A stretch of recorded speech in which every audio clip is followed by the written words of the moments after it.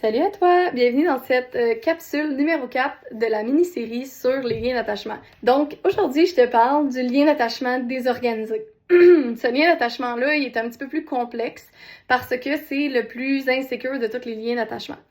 L'attachement insécure désorganisé, c'est en plusieurs points un manque flagrant d'intimité. Fait qu'on n'a pas appris les limites du corps, on n'a pas appris le consentement, on n'a pas appris à écouter notre corps non plus.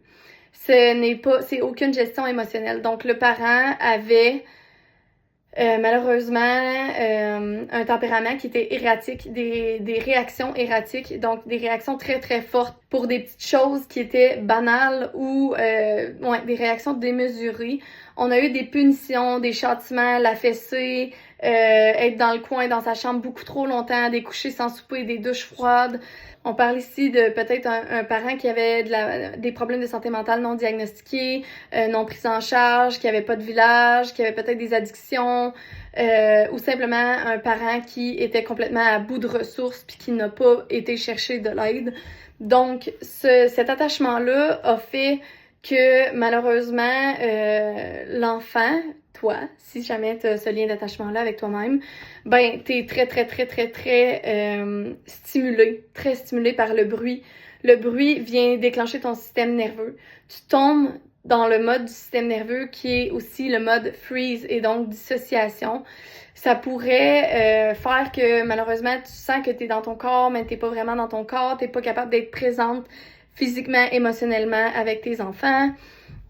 Dans ce lien d'attachement-là, t'as peut-être vécu de l'abus, t'as peut-être vécu des choses qui sont extrêmement traumatiques et malheureusement, aujourd'hui, tu n'as pas de sécurité à l'intérieur de toi. Fait que tu peux passer de 0 à 100 en 2 minutes. Tu peux toi aussi avoir des réactions qui ne te ressemblent pas. Tu peux te sentir épuisé une journée, ça va super bien, l'autre journée, t'es complètement par terre. Tu te sens que tu t'en sortiras pas. Cet attachement-là, il est vraiment insécurisant pour l'enfant parce que il ne sait pas à quoi s'attendre du parent. Puis non seulement ça, son parent est tellement pas sécuritaire qu'il va complètement fermer les valves à avoir une confiance envers les autres adultes ou envers les autres. Ça va faire que cet enfant-là va complètement relayer sur lui et sur ses capacités à survivre et malheureusement rester souvent pris dans ce mode survie qui va être très dans la solitude, dans mettre de côté ses émotions. Puis aussi, ça va être difficile d'être un parent pour cette personne-là, puis de contenir ses réactions, son feu intérieur, parce qu'il y a toujours de la colère, il y a toujours de la tristesse, il y a toujours cette énergie-là qui plane, puis c'est vraiment difficile pour ce parent-là. Si jamais tu te sens émotionnellement désemparé la plupart du temps, si tu sens que les pleurs sont ingérables, que les chicanes entre frères et sœurs viennent complètement faire tilter ton système nerveux, si tu sens que tu as de la difficulté à t'excuser, que ça vient pas parce que tu ne sais pas comment réparer ton geste, ben probablement que tu as eu cet attachement-là avec ton parent, puis que aujourd'hui, il faut que tu viennes guérir ton enfant intérieur. Évidemment, c'est l'attachement qui prend le plus de temps à guérir parce que ça va te demander d'avoir tout ce que tu n'as pas reçu.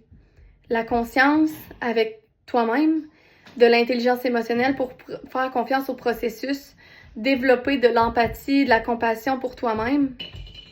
Tu vas aussi aller instaurer des techniques de corps et de calme pour venir déloger les émotions qui sont prises. Je te conseille fortement de venir prendre un cheminement si jamais c'est quelque chose que tu as envie d'être accompagné à faire, mais de vraiment venir déloger les émotions qui sont prises dans le corps. De venir parler aussi de ce que tu as vécu en étant enfant.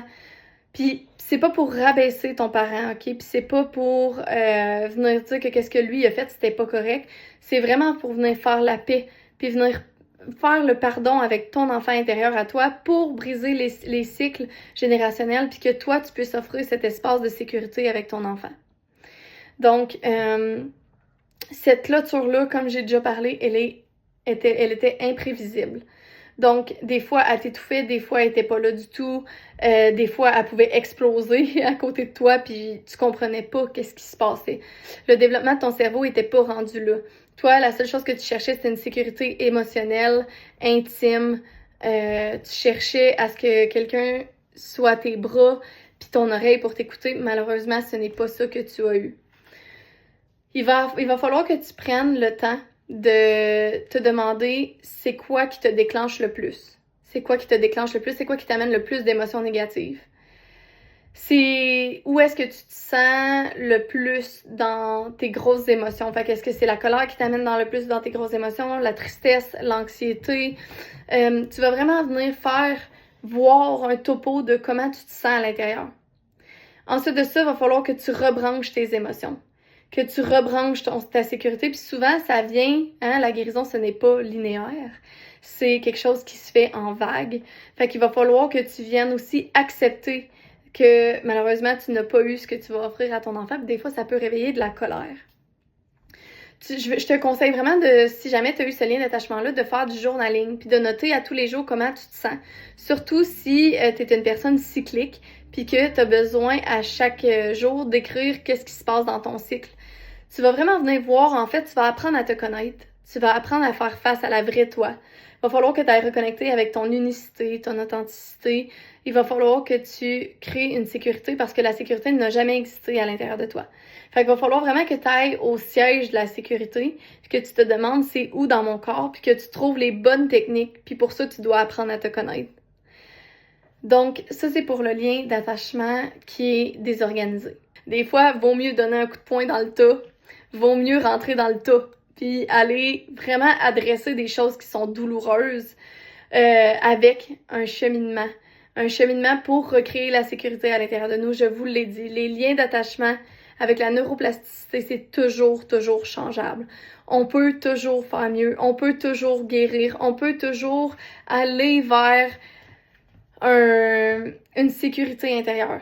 Il faut juste faire confiance au processus.